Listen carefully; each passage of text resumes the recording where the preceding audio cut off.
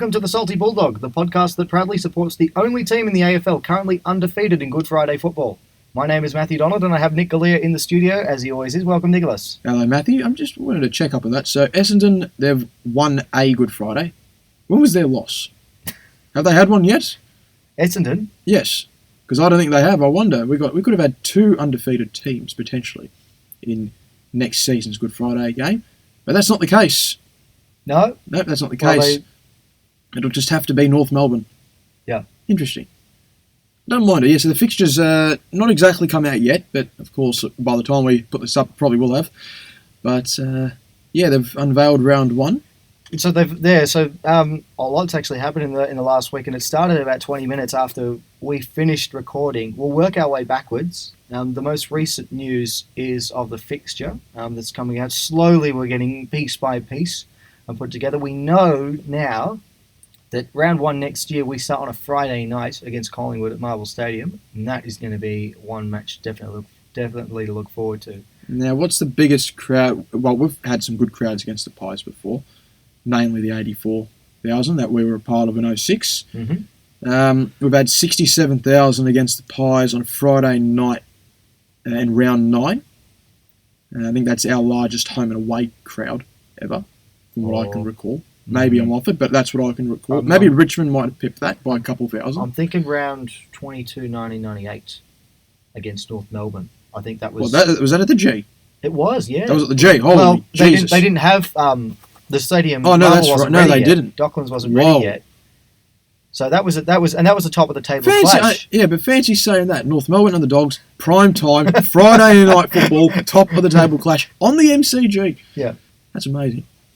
Maybe. I think that's the record. I think that was about 70,000. Certainly round 1, 2017, the start of our unsuccessful premiership defence. Yes, that had 67 as well. 60. I think it was around those numbers. I think it was like maybe 63 or so. But whatever it is. And then at Marvel, though, specifically, we got 51,000 against the Pies in, was it round 15, 2009? And then 49-odd thousand and round 1, 2010 against them on a Sunday afternoon. I'm just getting this one up. 66,254 round 1, 2017, which is also on a Friday night. You want to know the interesting thing? I remember this person I don't exactly know, but I remember seeing a particular Richmond supporter mentioning that crowd that we got for that game was a minnow-type crowd. And he said, watch how the big clubs next week pull off, a top-tier standard crowd. The Tigers and the Pies played the following week after and got 59,000. So I found that really interesting. I just had that in front of me there, and I could see where you were going with that one. But that's it. So, round 1 against the Pies. I'd tell you what, I'm just having a look at the fixture. I reckon that is already going to be match of the round. I reckon. In terms of game styles, it's always been really interesting how they go. Do you happen to have the rest of the fixture? I can get that up. Yeah. Have a guess and figure out who's playing the very first game of the season. Oh, gee. Going out on a limb here. Oh, I don't know. I reckon they might rotate it, give a couple of other teams a chance to share the spotlight. So I definitely can't see being Richmond and Carlton again. That's for sure. Let's get this one up. Oh, wait, no, sorry, it is Richmond and Carlton now. You know what I find interesting about this, though? People saying that that round 1 fixture's been boring. I disagree. Yes, Richmond have won the past, 5 or 6 games, but I don't recall anyone saying similar words when Carlton won 8 or 9 in a row from 2008 to 2012. No. When they played, and this is not the round 1 games, but this is overall against Richmond. And I think, in fairness, we might say, yeah, sure, Richmond have won, the past 4 or 5 or however many it is. I can't remember too many times when Carlton have played terribly. Or been genuinely blown out. Yeah, I think in most of them they've actually put up a decent fight, and they've and we're not just talking margins, because sometimes you can get done by 6 goals, but play and the game's actually brilliant. Yeah, I think that was the case last year. I think Carlton were only about 3 goals down at 3/4 time, and it got away from them a bit at the end. But it was actually a really interesting match. And then this year, I think the margin was a bit more, and yet the game was far better. But no, it's been interesting how it's been going. So this is it for round 1. We'll just go through it quickly. Richmond Carlton open the season Thursday night. Bulldogs Collingwood Marvel Stadium Friday night. So that's a good sign. We've got Friday night football. Hopefully it's not the only game we get this year. We'll have to get at least 2 more, I reckon. 2 or 3. Essendon Fremantle at Marvel Stadium. Adelaide Sydney at Adelaide Oval. Giants Geelong at Giants Stadium, or Bulldogs training ground, or at least it was. Gold Coast Port Adelaide at Metricon. North Melbourne St Kilda at Marvel. Hawthorn Brisbane at the MCG. And then West Coast Melbourne over in Perth.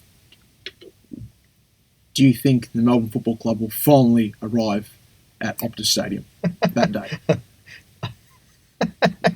I don't know. Have they figured out how to get there yet? Yes, we're still they're still figuring that out. Just like Jenkins is still trying to be, dug up from the MCG. I will say that Ended up in Geelong somehow. Winning. I'll tell you, winning finals over in Perth isn't for everyone, Melbourne. So it's okay. No, we've only done it once in 40 odd years. So once in one attempt. Once in two attempts. Once in two attempts. Yeah. Good strike rate, 50%. Yeah, not bad. Better than 0%. Anyway, move on. That's one. The other one, Good Friday. We're back. According to the Herald Sun. According to Herald Sun, who reported this one this morning. I think it's Sam Edmund who wrote the news. I'll take that. I'll take that then. The dogs are back. Essendon have been axed from Good Friday, and it's been given back to the team that kicked off the inaugural 2 years ago. And that was against the same team that also kicked it off. Yeah, that also kicked it off. So North Melbourne and the Bulldogs, it'll be in the Good Friday match. That'll be good. It'll be good to have that one. Well, both sides always happen to have a bit of gusto about each other, and the past half a dozen games of almost all those half dozen games, maybe 7 or 8, have been decided by less than at least 2 kicks or less. Actually, just thinking about it, the 2 fixtures that are pretty well confirmed, Collingwood Bulldogs and North Bulldogs. Recently, they've actually been good games between those teams in recent years. Yes, they've been heart stoppers, and it's absolutely, in a strange way, annoying the crap out of me. Get the job done already, but no, they are good games. No, they're good for the average fan to watch, for the most part, anyways. Especially that Collingwood Bulldogs. I'm looking forward to that already. Yes, I think a lot of people are. Yeah, that is going to be one. I reckon it's the match of the round. I think we can't afford to blow it, much like we did with a very attractive fixture we received in 2017. Lots of primetime slots. Yeah. Obviously, don't know what it's going to look like at the moment still, but we've been given an opportunity again. Yeah. So take it this time. Yeah. And you never know where it might take you. But I think from what I've heard, we play the Giants in round 3 in Canberra, and round 2, I don't know who yet, but it'll be a home game. Question: how many Friday nighters could we get? We're not going to get any more than 4. I think 3. I think 3. I reckon 4 would be overly generous. I think 3. Fair. 3. I mean, we when we finished in 2015, we were playing some of the most attractive football going around. We finished 8th. This year we finished 7th. I think the following year we got 3 Friday night matches. So I think if we got 3 again, would be about par with what we've come to expect. I know, so I reckon that'll be fine. 3 would be good. Wouldn't it be nice, just actually quickly, to have 17 games at Marvel Stadium? Yeah, that would be good. You know what? I think would be. I haven't heard a lot of people going about this, but I reckon it'd be a good idea. 17 games at Marvel Stadium. Yeah. Again, pretty good idea. I got another one though. What about Brisbane and the Bulldogs Friday night at the Gabba? Yes, that'd be fun. Yeah, so this time we might make the trip down there actually. Join Brad. No, that'd be interesting because they're meant to obviously play the Pies. That's already locked and loaded. They've got a couple of Friday night Easter, games. And a couple what is it, Easter Thursday? Yeah. Or what's a Holy Thursday? What is it called? Thursday. Yeah, Holy Thursday. Yeah, Holy Thursday, and that should be good for them actually. To be honest, hopefully they play a couple of big clubs up there because it's been a long time since they've had Carlton go up there. In the past few years. Yeah. What else is there? Please, no games down at Alphabet Stadium. Yeah, that'd be nice. Usually we always get sent down there. No, I don't want to do that again. I think if I was to take a hunch, I think if we'd have other Friday night games, it'll be a return fixture against the Giants later in the year. Don't know, obviously, what our first fixture against them is going to be like, whether it's a Friday or whatever. But I think the following fixture, will be a Friday night game. Okay. But that'll be late in the year. But that's just a hunch. Thinking 2011, 2012, 2014, 2015, 2016, 2017, 2019. So that's 7 of the past 9 years we've had to go down to Alphabet Stadium. I did not want to do it again. That's right. You know what they're going to do instead? They're going to send us over to Perth and Adelaide 4 times. Oh goodness! No, won't happen. But also, yes, for once I wouldn't like a double up against West Coast, and for once I'd like to just play them down here. Yep. Not having to go over out to the west. Well, we'll see how the one goes. And just quickly, because we've got more that we want to get through today, some contract news. Now, just after we finished recording last week, we learned that the Dogs had confirmed that Fletcher Robertson and Lucas Webb had not been offered new deals. Fletcher Roberts, a premiership player, who's been a bit of a journeyman. He finally got to 50 games. We were praying for that one for a while when he got there, and we were there for it. Consecutive games at Ballarat, at Mars Stadium in Ballarat. Yes. Amazing feat. Maybe the first player in history to play 3 consecutive games in Victoria without either of them being at Marvel or the MCG. And that is once again, please. So that's rounds. That's rounds 20. Sorry, round 19 of. Hang on. No, so let's get the opponent first. Port Adelaide at Mars in 2018. That's round 19. Round 19. And then Brisbane at Mars in round 8, 2019. And then round 9 at GMHBA Stadium against Geelong in 2019. Fantastic. That's some streak. Amazing. 3 games, not even at home. Lucas in your own state. Luke, in your home state, not at your home ground. Lucas Webb, he's been to hell and back, especially with a neck injury. A miracle he actually managed to get back at all. And played some football. Played some very and good he was looking still. good, but he had a leg injury during the year. So in the last few years, it's just not worked out for him at all. I think he'll always be remembered for being the player, one of the few players in history for the Bulldogs to kick half a team's goals on the road. Please don't. What was it? 2 goals? 2 goals. 14? Oh, good Christ! I thought it was 2-12 for a second. 2-14. He kicked it until like halfway through the last quarter. He'd been the only player to kick a goal. We basically did an Essendon. We just missed out on the next 2 goals after. I can't believe it. Fancy saying this at half time. Your leading goal kicker for the first half is Lucas Webb. With 1. And then after that, it's Matthew Suckling. Whoa. Single-time VFL Premiership player. Always showed a bit, and he was in that first crop that. The 2014 draft. He was the Higgins. Was he taken first, or was McLean the Higgins? No, he was the Higgins compensation, but he was the first to debut. Yes, he was. We liked him. Yeah, he looked very good. Didn't do a lot wrong. No, it's just hard to fit in.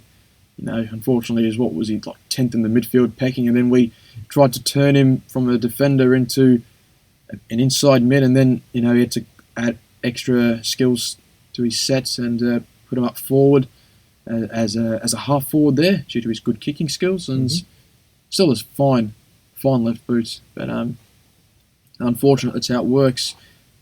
Players that you'd like to keep, but sometimes there has to be, a decision made. And for him, if he wants to continue his career, it's probably the best decision for him that he's not with us anymore. So you never know. Maybe another club takes a punt, or he just goes back and does what he wants. But with us, he was well down in the pecking order, unfortunately.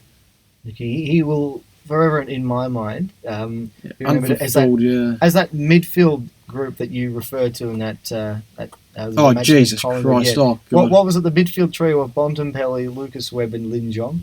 And then who was in the ruck? And then Dunkley was in his 10th game at the time. Then yes, and we had Boyd in the ruck too that night, of course. What else did we have?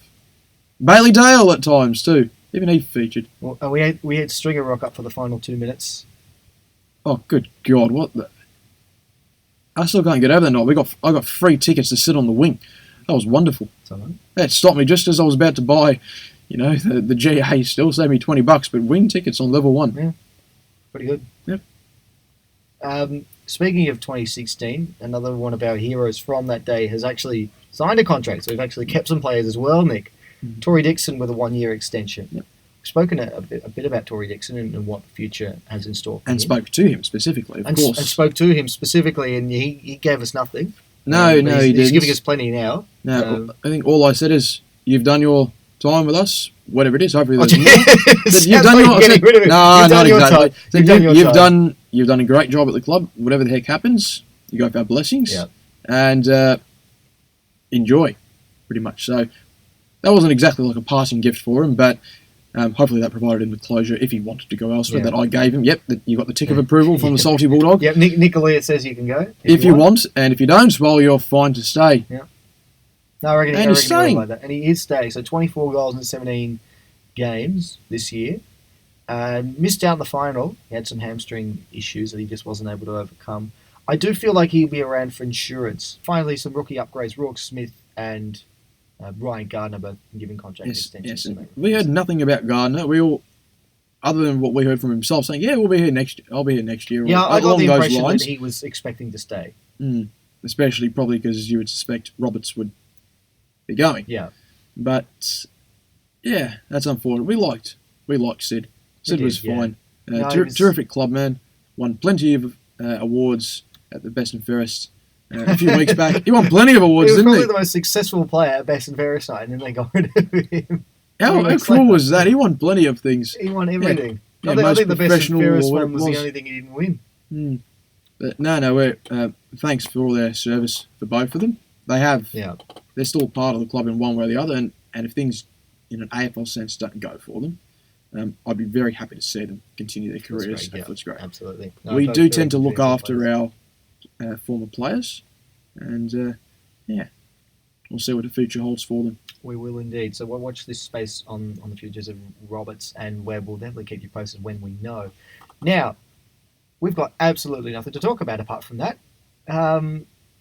Shall we have a look at Darcy Moore 2020 contracts already? Shall we look to the future? Yeah, we'll get on to that, but it's too far away from the draft at this point.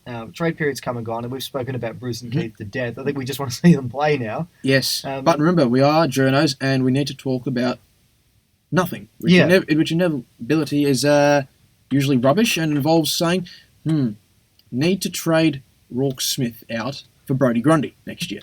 How's that going to work? Okay, well, we'll figure that one out in time. What we want to do today is review now, is do a review. Now, when I say review, I don't mean like what they do on the footy show and dance to some song.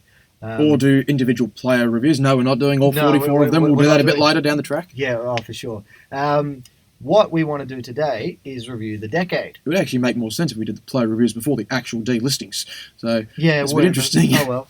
We're doing this instead. So we're doing the decade review. Now, what we did earlier in the season, we did a team of the post-2000s. And it included Scott Wind. I don't know how it played 1 year in the 2000s and he still made the team. I can't believe that happened. Anyway, we're not going to worry about that. This time we're looking at 2010 to 2019. So the past 10 years of football. We're looking at some of our finest and not so finest memories. We're gonna get the fans involved with this one, Nick. Over the course of the next couple of weeks, what we're going to do is have on the Salty Bulldog Facebook page a poll, and we're going to let the fans decide who their favourite player of the decade was. And I'm really looking forward to this. We're going to do the first poll today. Zephaniah Skinner's got to be right up there. Zephaniah Skinner, I don't think, is up there. Now, he should be up there. Now, we've decided the list there ourselves. I think I decided most of it, but Nick helped me out with a couple there at the end. I think 3. When I was I added the 32nd. I think I added the 32nd player. Now it was clean. You did. Now there wasn't really a criteria with this one necessarily. It's just more about the vibe, I guess. Yeah, so it's more about who I felt was deserving. So with that in mind, for playing 14 games this decade, Brad Johnson does not make the list. How many did Wind play in 2000? I reckon he might have played more than 14. Yes, and he somehow made our team in the 50th century. Including a losing final. I still can't hold that back. Shouldn't have. No. I don't know how that happened. I still don't know how that happened. Seriously, should have overridden that one. I can tell you the first clash today, and it will be on the Salty Bulldog Facebook page later. Clay Smith against Caleb Daniel. I'm actually really looking forward to this one. Both premiership players, but careers have definitely taken a turn in different directions since that October 1st, 2016 date. I'm really looking forord to that one. It's a sad story with Clay, isn't it? Oh, it's terrible. I think I showed this to my brother last night. He said he reckons Daniel's a better player, and I asked him, really? Because I reckon if those injuries hadn't struck Smith, I reckon we'd be debating that one. All I recall saying is to a couple of friends in the early parts of 2016, saying, yes, Clay Smith's only played 3 of our past 40-odd games, into missing obviously matches with a couple of Ricos and knee Ricos, that is. And I'm thinking, if he's right, he's automatically in the best 22. Yeah, if he's fit, Clay Smith was always in there. And he played, 10 or 11 games in a row from round 15, 2016, and yeah, became a part of history. He did. No, I'm really looking forward to that one. So get on board. I miss him. I miss him a lot. I'm missing that. There'll actually be some really interesting clashes here. Liberatore and Biggs paired up in the first round. I love that. that was by fluke. I randomised all of these. Keith's Cage. That's so strange. You got Never Forget, and you got what's that guy Colin from Miller. Yes, you've got. Oh, Jesus, there's a lot of strange combinations. And there's some other ones here I'm really looking forward to. Morris and McRae. One of those two is going to go out in the first round. As is Barry Hall and Daniel Cross. What are you doing? Seriously, have you sort of rigged it? No, I've randomised it. I can't believe that. I just randomised. I numbered them 1 to 32. That's heartbreaking. Seriously, Cross is going to...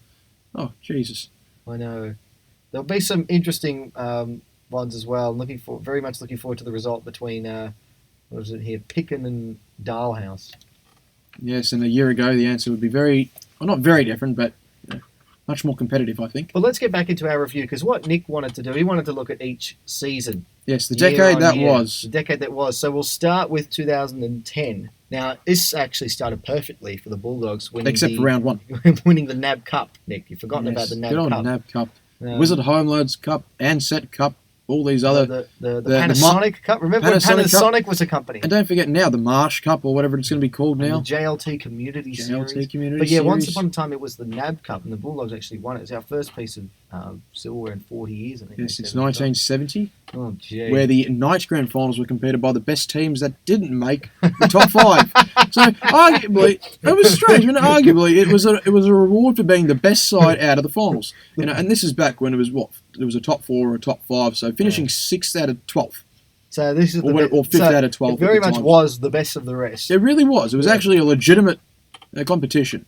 Now, this was an interesting season for the Bulldogs. They finished in the top 4, but for me, they never really got going. I don't think. I always felt like they just weren't able to click. They had a few players arrive. Barry Hall was the big name. He kicked 80 goals. He finished runner-up in the Coleman Medal. He made All-Australian. Brian Lake also made All-Australian at full-back. 240 marks that year for him. 240 marks. Yeah. That's ridiculous. He's probably the only bloke for us other than Gary Dempsey that's taken over 200. Just give Aaron Norton some time there. Yes. I'd said he'd probably take between 12 and 1,400 marks in his career, Norton. Hopefully that's with us. Yeah, hopefully most of them with us. A few other players making their debut here this season. Liam Jones made his debut very late in the season. Got dropped for the finals though, Liam Jones. What did Malthouse call him? Athletic beast or something like that? I found it strange, but no, he's turned himself into a really, really solid key defender now. He has he's for got, Carlton, what is it, another couple of years not down the track for his extension, or 3 years or whatever it was. Tell you what, I reckon he'd be the sort of player that Beveridge wouldn't mind having in the back line. Intercept defenders, which is what we like a lot now. Attacking defenders, if that makes sense. Just think back to round 6, 2014 against the Crows and wondering what the heck happened that day. Oh, well. That was a Sunday afternoon. We'll talk about 2014, I'm sure, at some point. Oh, that's definitely going to be mentioned. Brody Moles made his debut. Remember when Brody Moles was the next big thing? I think he spent a couple of years on in terms of mature age. Yeah, he wasn't too bad. I didn't mind what he showed. He was all right. He disappeared pretty quickly, though, unfortunately. I don't think a change of coach helped with that one. Anyone else make their debut? Premiership ruckman Jordan Ruffhead made his debut. I was at his debut against the Crows at round 5. Brad Johnson made his return after getting injured in round 1, celebrating his 350th. Yep. After being, of course, hit by... we've forgotten this. The golf cart. I haven't. We've got to mention the golf cart. The golf cart. So this ended his career, I reckon. I can't believe that actually happened. You know, He gets hit by a golf cart, careers end. Jonathan Brown, gets hit by a 4-wheel drive or whatever it was, and the car gets towed and he gets 10 stitches or something. He still plays another 3-4 years. I can't believe that. Then again, he was about 5 years younger than Jono. And then probably one of the more famous debuts. I feel like I've missed one more. So I've said Hall, I've said Ruffhead, and I've said Brody Moles and Liam Jones. I haven't. The other one, probably one of the more yes. famous debuts in memory, Andrew Hooper. Yes, those 5 possessions. And a goal. And a goal just before half time, yes. Yep. That celebration. And the pushing the back free celebration. kick. Wonderful stuff. Free kick Bulldogs started in the back end of the decade straight away, didn't it? Yeah. And then that was probably the most famous win of the season. The 5-point win over Sydney in the final, down by 5 goals at midway late in the second term. Yeah, 52-22. Yeah. Yeah, that looked like a horrible night. It was looking disastrous. And an absolute wasted season, finishing 4th, getting knocked out by the team, finishing, what were they? Oh, they were 5th at the time, so they weren't a bad side, the Swans, but considering what we had projected to be and where they projected to be that year, that would have been nothing short of a disaster. Straight sets. That's right. That's only, left for Geelong, I think. But and Hawthorn. At the moment, anyways. At least they do it after a 3-peat. Yep. But, yeah. Yeah, well, that was... I still feel like it was a wasted season. I think there was so much more potential at the start of the season. I think they peaked too early, actually. I remember Daniel Syracuse actually saying in hindsight, they probably played their grand final in that Fremantle match when they beat them by about 10 goals. You're selling us short there. 82 points. 82 points, sorry. I think that's when they felt that was their grand final. Because after that, that's when they ground out a couple more wins, but there was just something was lacking after that. Because they were starting to build nicely in the midway point in the year. Until the Cats. The Cats. And I don't know, no one knows what happened that night. We don't like to remember that night, but for the sake of the podcast, yes, 101 Dalmatians, I think, is the answer for that. Oh, goodness. Let's move on then. Well, that was Brad Johnson's last season as well. Grade of that season? In terms of at the start of the year, what did you think? And at the end of the year, what did you think? C. I'll give it a C because, we finished top 4, but, I felt like we were good enough to win a premiership that year. Yeah, but we just never looked it, so it might as well, for what we were that year, which was very flaky at times, it could be a B, but with the expectations on us, C minus. Okay. So we lost 4 players that year as well. We lost Brad Johnson, Nathan Eagleton, Jared Harbrow, and I forgot one more. That's right. We'll get back to that individual. I think. Probably. Figure it out. Actually, have a look at the Mitch list. Hahn. Oh, in terms of delisting, and then re-rookied, of course. Yeah, and then re-rookied, but that was his last game for the club. Jason Ackermanis was cut as well. There you go. Mid-season. Yes. Yeah. No, I hadn't forgotten Acker. I'd forgotten Hahn. 2011 though, but we brought in a couple of players. One of them a couple of them made their debut in round 1 as a super sub. The introduction of the substitute. One of the most unheralded moments of the decade. It was. So we brought in some star players. And that was the start of the cap. Was it the start of the interchange cap going down or not really? I got no idea. Because 2010s it was still high 150s. It's been 90 for the past 3-4 years now. Then it was 120. Oh, I forgot. I don't know. Wrong person, Nick. Yep, I don't know about the interchange cap rules. 2012, there definitely was the sub. I remember. Oh God, I'm just remembering Tom Lynch from the Crows. Oh dear. We'll get to that later. So our first ever sub was Justin Sherman. Yes, I believe. Traded the Harbrow compensation pick for him. Yes. Pick 26, was it? I don't know. No, 26 ended up being Jack Darling, so it's not that. He ended up almost being our leading goal kicker too, Justin Sherman. It was a difficult season. I think again the Dogs thought they were going to challenge. They finished. Where did they finish? Was it 10th? And they had some bad losses in there too, some really bad losses. Namely, for me, the worst one. It's not the one that you're probably thinking of. The worst one would have been getting absolutely outclassed by North Melbourne after they were done the previous week by 117 points. Yeah. That was furious. I was absolutely livid. That killed our run to the finals. But the worst loss was the week after, getting embarrassed by the Swans. Yeah. At the SCG, Barry Hall, what did he kick? 5 of our 10 goals that day? We needed to keep him, Barry Hall. Yes. He was the only one that knew where the big sticks That's were. one of the greatest streaks though going on. So, 40 goals in his last 8 games. Yeah. A couple of bags of 6. Well, we'll look at that one, but there were a bunch of players that made their debut Yes, like a lot of players made their debut. We got this to introduce some royal blood into the club again too. We did. So Tom Liberatore and Famous Mitch names. Wallace were both drafted to the Bulldogs, and there were a couple of From the others. Calder Cannons. Yeah, and there were a couple of others that got traded in as well. We said Justin Sherman got brought in, as did Nathan Jukura from Geelong, and Patrick Vespremi from the Swans. For Andreas Everett. Where Where we turned down a second round pick to trade Everett and pick 91 for Vespremi. Wonderful dealing, James Fantasia. Yep. Thank you. Not the only one though. Bunch of players, like I said, bunch of players made their debut. Liberatore made his debut. Mitch Wallace made his debut. Justin Sherman, Jukura, Vespremi all made their debuts for the club. Vespremi, what, round 22? Yes, I think Vespremi only played a couple of games. He came on as the sub too, Vespremi. Lucas Markovic made his debut in round one. Look at Nick's face. Oh no! I've forgotten that name. No, his face sunk. Whoa. It sunk. I can't believe no. that. Mature age recruits. He was what in the 20? I think it was like 2007 draft It was actually or 2008 draft, or whatever it was. list. Oh, it was only a year, was it? Oh yeah, it was only a year.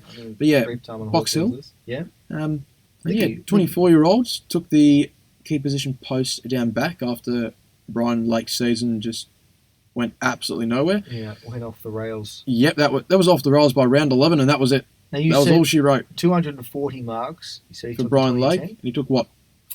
22. 20 marks. He kicked three goals though. He got the 20 part. He kicked 3 goals though in a game. All right.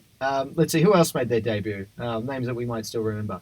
Here's one. Luke Dahlhaus. Yes, against the Saints as a sub. As a sub. Jeez, the sub's getting a run, isn't it, today? And then I remember the week after that, this is obviously the sub was only in its 13th round for all clubs. And then it was Adam Cooney being the substitute against the Crows. And people saying this is the most elusive red vest we've ever seen. And yeah, I'm sure there's obviously been more illustrious substitutes that have come on and off. But yeah, at the time, he was the prime candidate for the first 13 weeks. There he was. Who else do we have here that made the debut? I remember this name, Ed Barlow.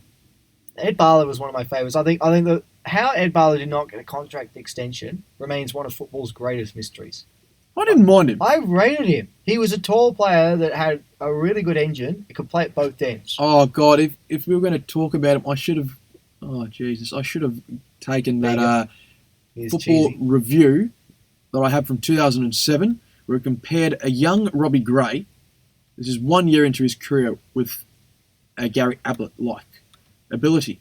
And it also mentioned at the end of that 2007 review. This is not a big book; it was like a little magazine, and it said, "Yeah, Luke Hodge is probably the most, how would I say, player deemed in likelihood to compare with Michael Voss." This is end of 2007. Right, it said so it compared Hodge to Voss. So they compared Robbie Gray to Gary Ablett Jr. They've compared Luke Hodge to Michael Voss. I could see where this one's going, but yeah. let's see. Yeah, and this is in Hodge's 5th or 6th season still. Yep. Obviously, he kicked a bag of 6 against us of course in the end of 2007. Of course he did. That still remains his greatest haul to date. Even Jordan Lewis kicked 4. It took him another 5 years before he kicked more than that against the Pies. But what year are we up to? We're up to 2011. Still 2011. That's it. Where are we Only going 2 with years. that one? I don't know. I don't know, actually. I thought you were gonna Ed say Barlow. something. It mentioned Ed Ed Barlow in yep. there. And I don't remember anything that it said about him, but I recall his name being mentioned as one of the 5 players to watch for the Swans that time. A few other players here. Jaden Schofield, that was his only season, 7 games. Yep, returned back to our WA. First round draft pick, Christian Howard got a run. That was against the Hawks, wasn't it? Yes, it was against the Hawks. They took 181 marks. They had close to almost 200 more possessions that day against us. Oh boy. Even Josh Gibson got the 3 votes, or 2 votes, or whatever it was. I think Mitchell might have picked the 3 actually. I actually didn't think we played that badly. We didn't get belted. I think that was the standard of not playing badly. Yes, we lost by 29 points. Yeah. It was as far as 46. And we clawed back. Yes. What happened the week before? Well, that's long gone. Yeah, we don't. That day doesn't exist. Yes. You can see why Perth scars us. Mitch Wallace, I said, made his debut. Also as the sub. Against Freo, was it? Freo, yes. Now, this okay. Now we have to talk about this one because this is the greatest debut of all time. Are we talking about robbed? Oh, talking about that. Are we going to talk about robbed Rising Star nominations also? Since we like mentioning that. Oh yeah, Liberatore how he robbed didn't get a in Rising round Star. 2. Oh, he was robbed about 5 or 6 times, Liberatore, but this one was definitely robbed. How this did not win a Rising Star nomination? Gets a Brownlow vote. No Gets a Rising Star I do not know nomination. how. 26 disposals and 4 goals. Have a guess who this player is. I'll give you a minute. 26 disposals, 4 goals. First 3 kicks were all goals. He was 3 for 3. And he was a dead-eye guy. He was a very, accurate footballer when it came to the big sticks. And Knew what to do. And if you haven't got it now, you'll Helped never us get win it. a game against Melbourne in 2014 at the Battle of 14th and 15th place. He kicked the sealer against Collingwood in 2014. Round as well. 13, Yeah. yes. If you haven't got it now, you'll never get it. I better tell you, Jason Tutt. Yep. King Tut. King Tut. Better known for tanking his grand final sprint in 2014. How did he not get... I don't know how he didn't get a Rising Star nomination. 26 disposals, 4 goals. That's a bigger robbery than Bontempelli not winning the Rising Star Oh, yeah. in 2014. That's actually probably, in all seriousness, actually a bigger robbery. Not getting a vote. And then 3 more I've got here. James Mulligan, 3 games. Ace Cordy made his debut alongside Tut. Finally, it took him about 5 years to get a game, but he eventually made it. And then he missed post-season with shoulder surgery. And then once again. another debutant who got given the green sub best, Zephaniah Skinner. Probably one of the most iconic Bulldogs to have ever graced the game. Didn't he kick 4 against Fremantle in a pre-season game? Probably. He was actually capable of some extraordinary things. He actually was really interesting as a footballer. He's probably I love how you said that word interesting. He's really interesting. He's probably our equivalent of what Liam Jurra was as a footballer for the D's. Just electric, and your eyes were always drawn to what he could do. Yeah. It just happened to last for about 2 minutes a game. And he only played what, half a dozen matches? 8 games. 8 games, 6 or 7 goals. 5 goals. Only 5, but he kicked 2 against Richmond. He kicked 2 against Richmond. 2012. Yeah, well, he came on as a sub 3 times in his 8 games. 4 times, sorry. The He was a sub inaugural 4 super times. sub for us. And he was. Until Gia relieved him of his duties. I really rated him, and I was actually a bit upset to see him go, to be honest. What was I it actually thought he had something in What was it, him. like pick 85 or something? Yeah. Around that. Oh, I we're thought off he the was mark better here, but than that, though. Anyway, that God, that was a strange year. No, that year, 9 wins, 13 losses. it wasn't as strange as this year, though. This next year, 2012. Oh, this was predictable in the worst way possible. No, but this was a mess of a season. I have This was- words to describe this year, and I will not mention them. No, this was. Well, I'll take the reins for you, Nick. This was a mess of a season. It just all went wrong. It was. It just felt like we were trying to, throw bits. It was just. We've felt like a bit of forgotten. We actually didn't finish off 2011 properly. The Didn't we? sacking of our coach Oh, and yes. the introduction of the greatest winning percentage, Paul Williams. He is statistically the greatest coach the Bulldogs have ever had. Minimum 3 games, 66% winning percentage. Minimum 3 games. It's amazing, isn't it? Oh goodness, yeah. So Ronnier got sacked after 6 or 7 seasons. Yep, since 2005, he was a very good coach for us, He was fantastic. and he did want to take us onto the next stage of a rebuild, but the club made their choice. He's actually had 2 goes at a rebuild now. He had it with us. Well, he didn't really get it with us, but he was with us, and then he had to rebuild the Suns as well, and that didn't really work out for him either. No, then they brought in I thought he Paul was just on a Williams. hiding to nothing there, Yeah. though, unfortunately. And they brought in Paul Williams, and then they didn't give Paul Williams a job. It came down to Leon Cameron or Brendan McCartney, and they gave it to McCartney. That's a real line in the sand moment, isn't it? Yeah. Imagine what could have What happened. would have happened had they picked Cameron? Because then he went to Hawthorn. And then he went to the He Giants. joined his great mate James Fantasia over there and lasted a lot longer than he did. That's just wow. Takes a bit back. Now he holds the illustrious record of coaching a club to a grand final, and having that grand final result in the club's lowest score in history. I think he's the only coach to do that. Lowest score in history for the Giants in their grand final. 3 goals in grand final. I can't believe that. I cannot believe that. That's what happens, though, isn't it? But yeah, Brendan McCartney then take the reins. He did, and he promised contested footy. And he got that, but we didn't really get a contest at any point. Just 5 wins for the season, none after round 12. It felt like a bits and pieces squad. They just chucked things together and said, "All right, well, let's just see how this goes." From round 13, 2012 to round 8 2013, we won one of our 20 games. It's not very good. Really. Most of them involved 10-goal floggings or more. So some of the players that many goalless halves. Some of the players that made their debut this year. We just spoke about him earlier in the program. Fletcher Roberts.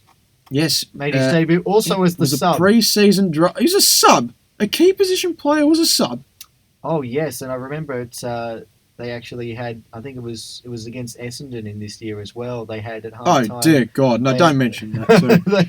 they had to take Robert Murphy off at half time because he had a hamstring injury. I think it was Murphy. And I think he just wanted to get off the ground. And then they brought on the super sub Jordan Roughhead, 200 centimetres. This is Tactics 5.0. I don't know what this is. So Fletcher Roberts, minus 5.0. Oh, yeah. Fletcher Roberts, Daniel Pearce made his debut.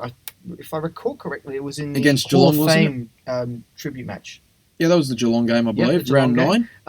This name. That was our last Friday night game for 4 years up until 20.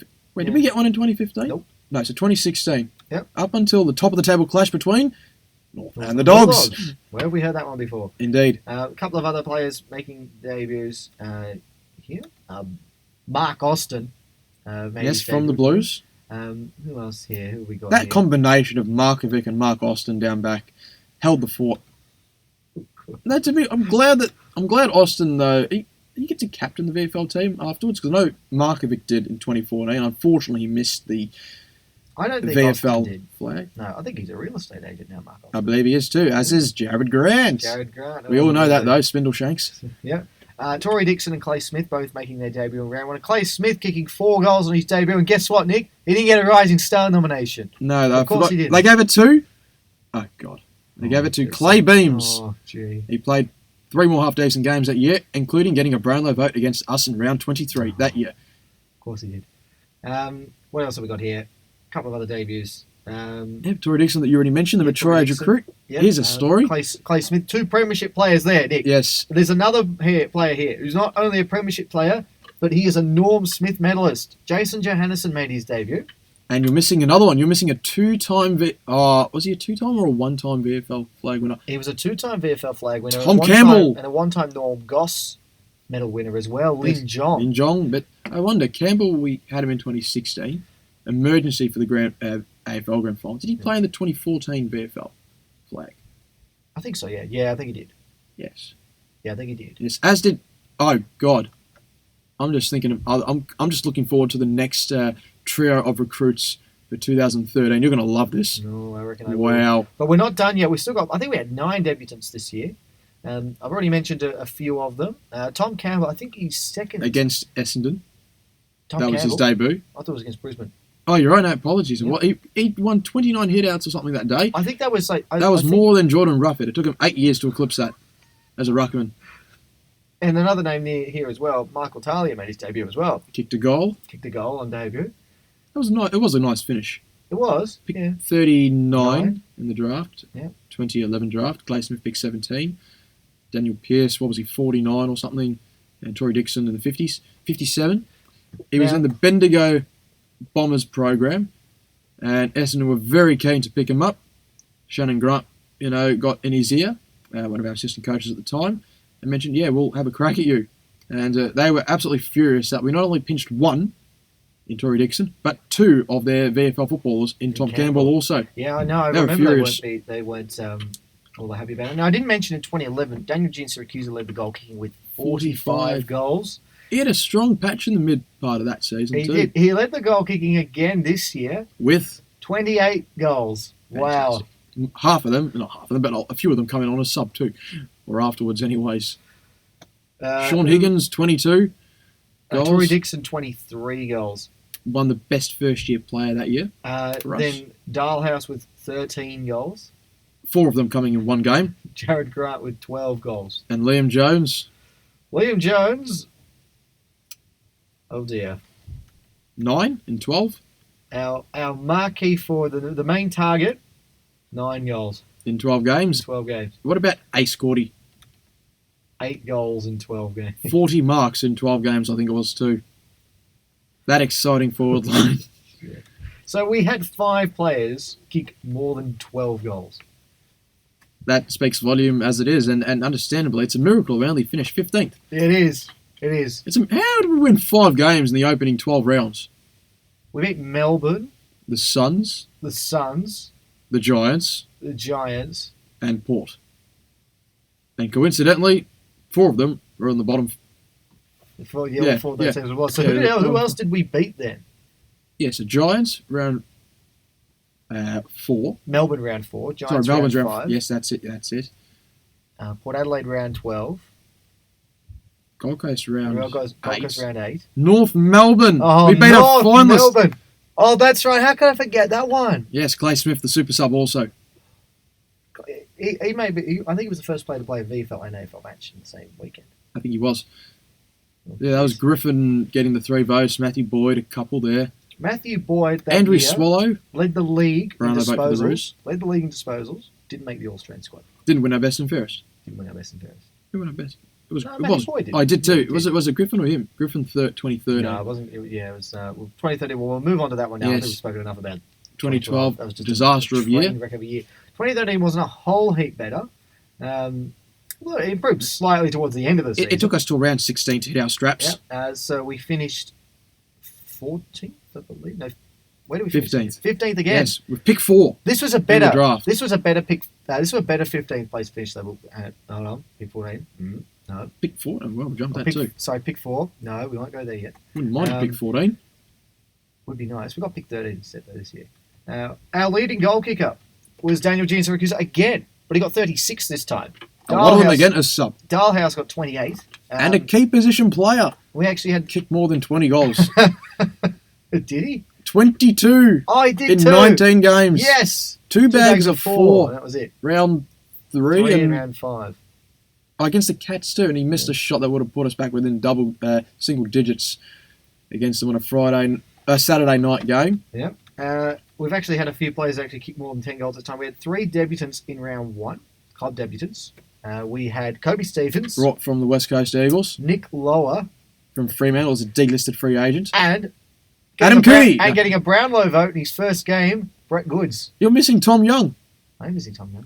That's the 4th. That's the 4th, so there's 4. There's 4 4. debutants. Tom Young as Yes, well. Tommy, that's what look-alike Brownlow medalist of Adam Cooney. Tom Young. Tom Young. From the Magpies. Yes. God, that was really different that year. The opening 10 rounds were nothing short of a disaster. We won the opening match of the season, lost to Freo in round 2.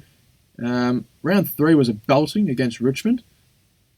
And round 4, what happened in round 4? We kicked 4 goals. Adam Cooney kicked 2 of our 4 goals that day.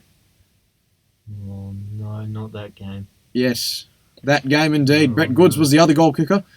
Who was the McRae? The debut of Stringer and McRae. Are you sure Brett Goods kicked the goal that day? I thought it was Matty Boyd.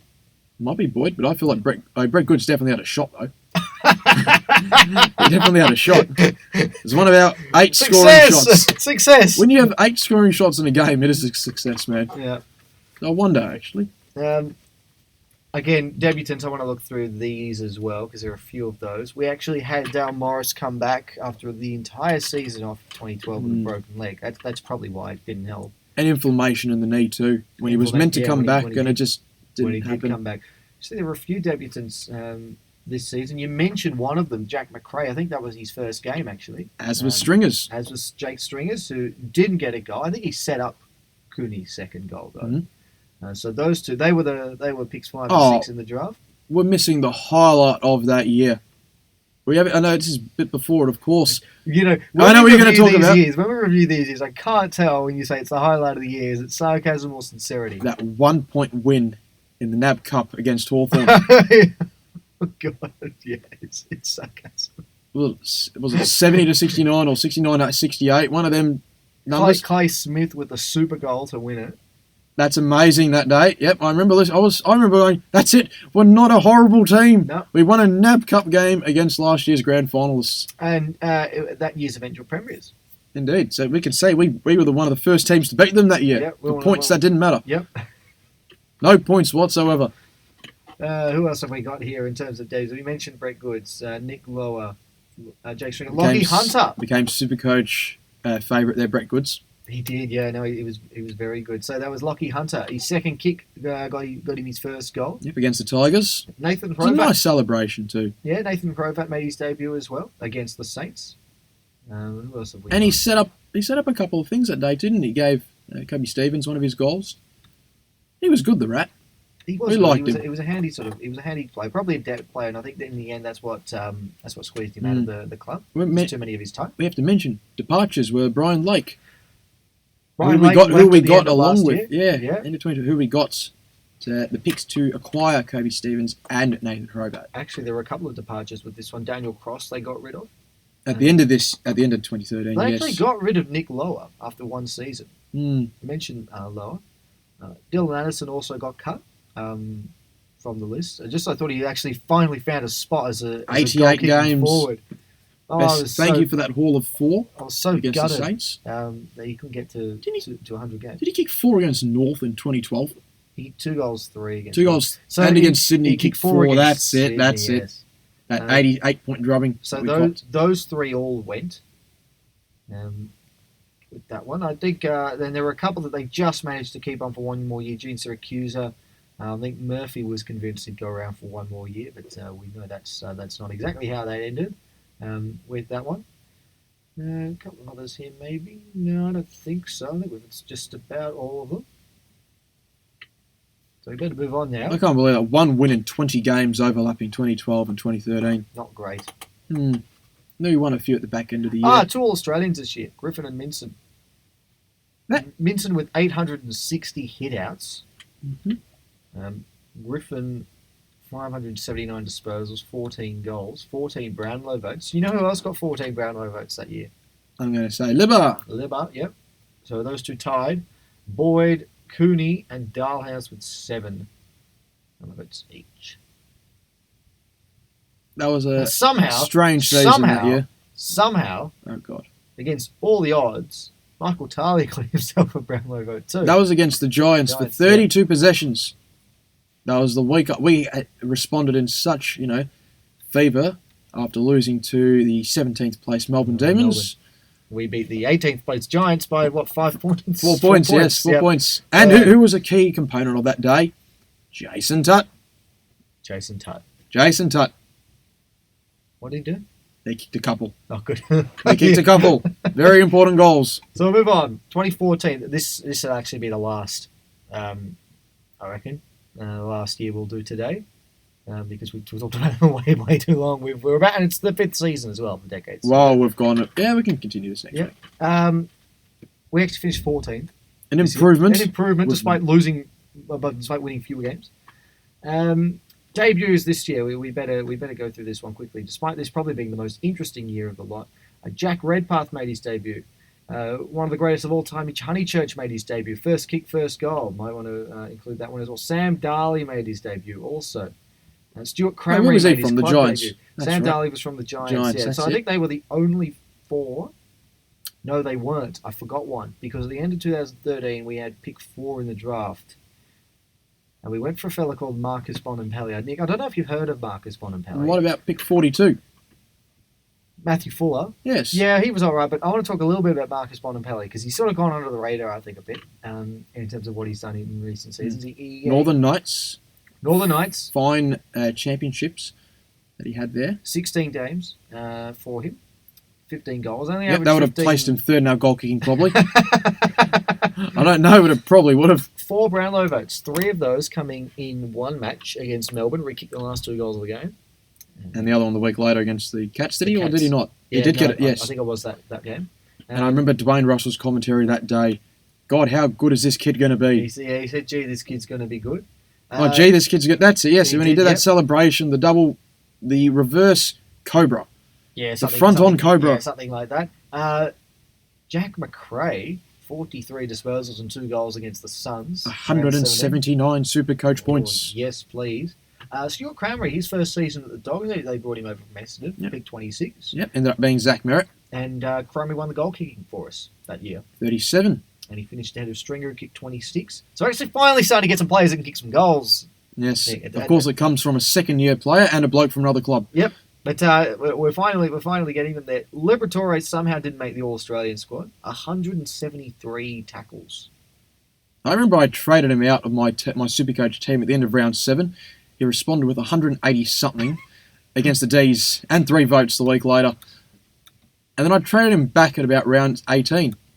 And then he just flopped again. So I couldn't win with him that year. I brought in McRae for him, and they then counteracted each other.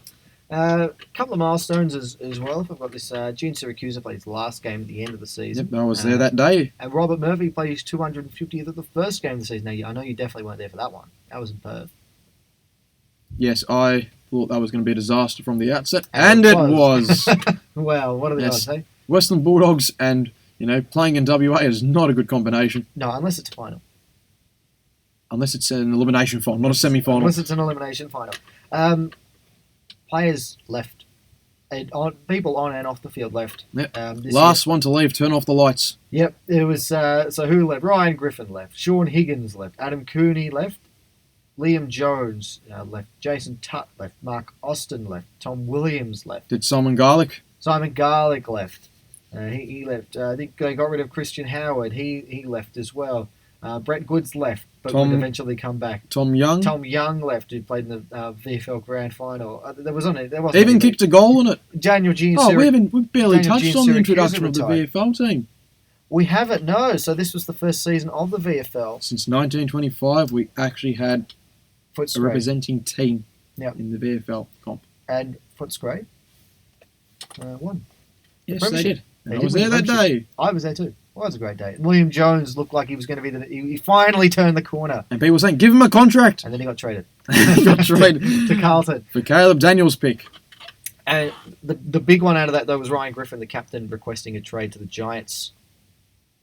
I remember that Thursday afternoon at school. I was in sports rec, refreshing my iPad, and I just see that it just didn't want to load. I kept saying, what is this? No. And I lost the plot. Yeah. I even called up my mate that day who pulled a sickie from school and started ranting to him saying, we need Jeremy Cameron, we need 3 first-round picks. I was in a mood of bloodshed that day, and I was frustrated to the core, as were many of our fans. Mm-hmm. And then a day after that, Brendan McCartney left. Indeed.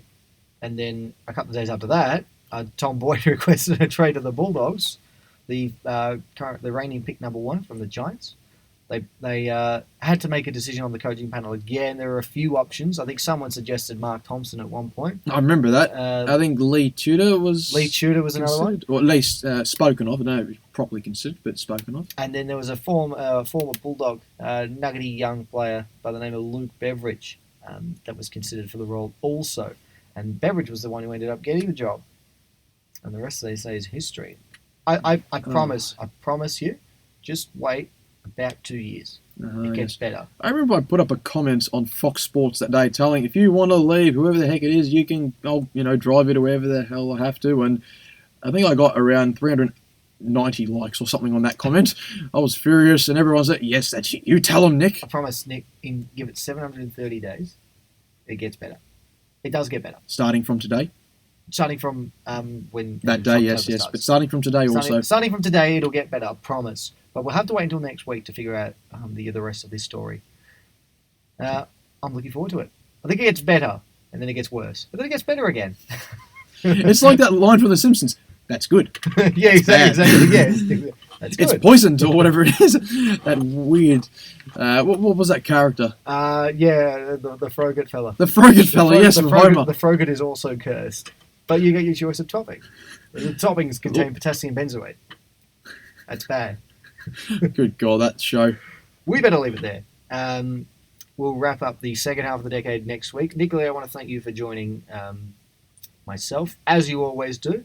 To all of those tuning in, thank you for listening to us waffle on for an hour. We look forward to having you do it again with us next week. But until then, it's goodbye from us here at the Salty Bulldog.